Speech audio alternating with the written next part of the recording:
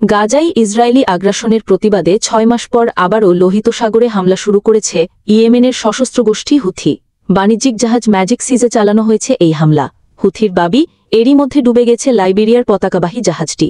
এর আগে জাহাজে থাকা সব ক্রুকে নিরাপদে সরিয়ে নিয়েছে সংযুক্ত আরব আমিরাতের একটি নৌযান। আবারও অস্থিতিশীলতার শঙ্কা লোহিত সাগরে।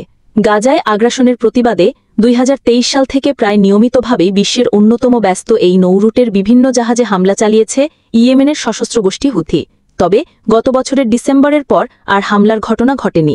ইসরায়েলি বর্বরতা বন্ধ না হওয়ায় ৬ মাস পর লোহিত সাগরে আবারও হুথির টার্গেট হল কোনো বাণিজ্যিক জাহাজ। হুথির অভিযোগ, তাদের নিষেধ অমান্য করেই ইসরায়েলি বন্দরের উদ্দেশ্যে যাচ্ছিল লাইবেরিয়ার পতাকাবাহী ম্যাজিক সিজ নামের জাহাজটি। গোষ্ঠীটির দাবি, নৌযানটি তাদের হামলায় ডুবে গেছে। যদিও হামলার সময় জাহাজে থাকা ক্রুদের নিরাপদে চলে যাওয়ার সুযোগ দেওয়া হয়েছে বলেও জানিয়েছে হুথি। নৌ ক্ষেপণাস্ত্র এবং বিমান বাহিনীর সমন্বয়ে ম্যাজিক সিজকে লক্ষ্য করে হামলা চালানো হয়। তারা আমাদের নিষেধ অমান্য করে দখলকৃত ফিলিস্তিনের বন্দরের উদ্দেশ্যে যাচ্ছিল। ২টি চালকবিহীন নৌকা, ৫টি ব্যালিস্টিক ও ক্রুজ ক্ষেপণাস্ত্র এবং ৩টি ড্রোন ব্যবহার করে অভিযানটি পরিচালিত হয়েছিল। আমাদের বাহিনী জাহাজের ক্রুদের নিরাপদে চলে যেতে দিয়েছে।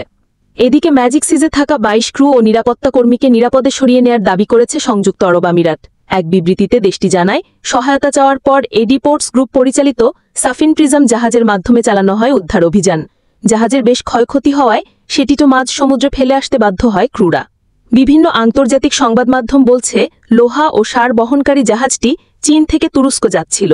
২০২৩ সালের অক্টোবর থেকে পরের বছরের ডিসেম্বর পর্যন্ত লোহিত সাগর, এডেন উপসাগর ও বাব আল মান্দাব প্রণালীতে বিভিন্ন জাহাজে শতাধিক হামলা চালিয়েছে হুথি।